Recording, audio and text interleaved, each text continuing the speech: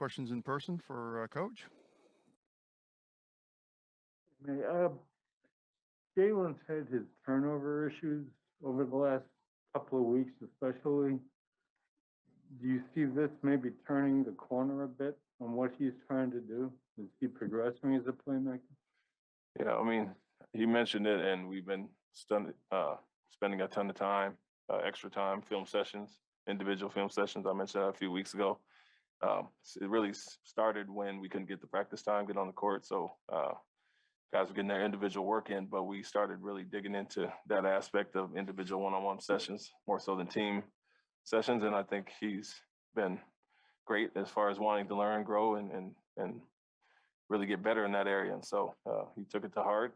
Some of the games, you could see him overthinking it at times on when to pass and when to shoot. And I think he started to figure out that rhythm of, simplicity and making the easy pass and not playing in the crowd and trusting your teammates, all the things we've preached all year. But it's a balance. I mean, you're a natural scorer and trying to shift your focus to how teams are defending you. And I think he's going to get there.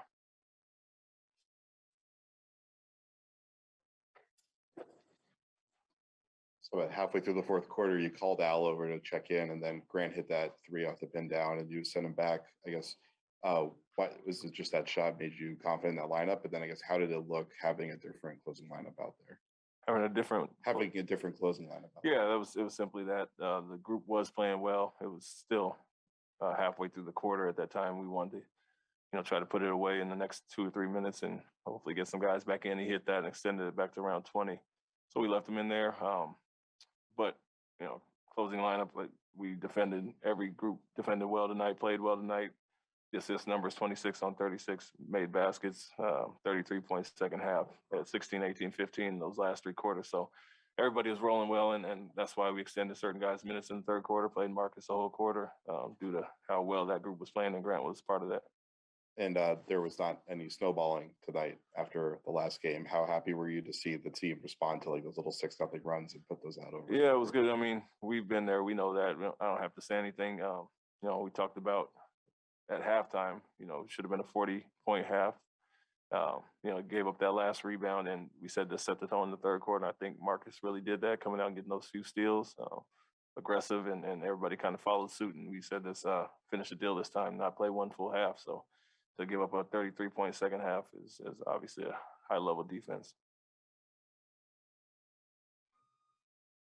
Question from Keith Smith. Coach, tonight, if I'm correct, there were no minutes where Marcus and Dennis played together. Was that a plan going in, a game flow thing, or is this just part of how you're tweaking some lineups?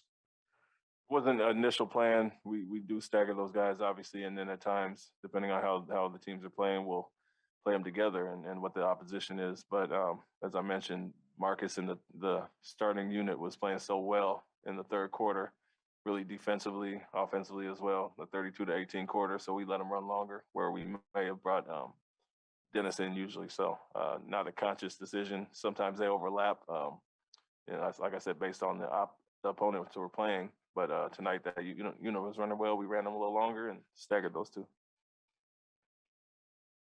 They had 7 threes in the first quarter. What did you guys do defensively in the last 3 quarters? I think they're 33% from the field. You said 30. Yeah. What did you guys do differently? Upped our physicality, and the threes that we gave up were, short closeouts on quickly. A few kickouts, offensive rebounds where they hurt us again tonight and didn't scramble similar to last game. So we talked about it at the end of the first quarter, only being down that many with, 7 threes made and 9 in the half to have a lead with 9 threes given up. So we said if we can get to their shooters, really take Barrett and quickly off the line, both being 3 for 5 in the first half. We felt we'd, guarded well enough, obviously still holding to 42 with all those threes made. So adjusted our physicality, higher pickup points so we could chase those guys off the line. And it worked, got them downhill, got them inside the 3-point line. Maybe your best performance offensively this season was the Miami game down there where you just kind of stifled them. Have you seen flashes of that defense? Can you get that back to where you're defending at that level a lot more often?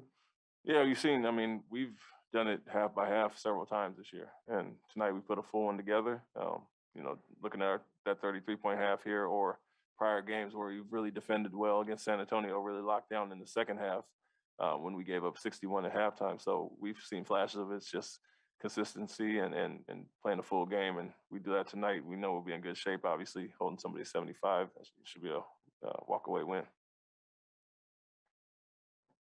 Should probably talk about Jaylen having a triple-double, especially after that Clipper game 10 days ago.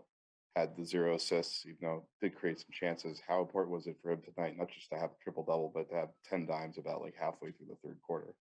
Yeah, and it's a result of following the game plan with the Knicks. We know they are a team that protects the paint at all costs and over shifts. And sometimes you're making the right decision. The guys don't make shots, and that was the case in the Clipper game, especially them being in zone. He had 8 potential assists, which is like a season high for the league that guys missed. So wide open shots that guys missed, and so. I don't fault him for that. He was getting off the ball, making the right plays, and tonight they happened to make them. But more than that, I think guys didn't also settle for threes. They drove the closeouts quite a few times. They got easier baskets. So the more the ball moves side to side, their defense started to dissipate, and we got a lot of stuff at the rim as well. Yeah, there was a play, I think it was in the first half, where it swung out to Al, and Al, like it seemed like he clearly could have gotten the corner shot off, but he waited, drove, and then Robinson rotated over, and Jaylen was wide open. Yeah. And how important is it to recognize those reads on when to get up a quick shot because you're kind of open versus try to drive that? Yeah, it was a defense? big part of our film session today, looking at the New York game, especially in the fourth quarter where we could have drove some closeouts with 5-6 seconds on the shot clock, not just settle for that 3. So it was an emphasis to drive those and not always settle. We want to take more uncontested shots, and we know if we cause that penetration, Robinson's going to step up and protect the paint, and we'll have drop-offs or kickouts. And so we talk about good to great and passing up a decent shot to get a better one, and that was very evident tonight. Thanks. We'll wrap it up right there. Thank you, Coach. Thank you.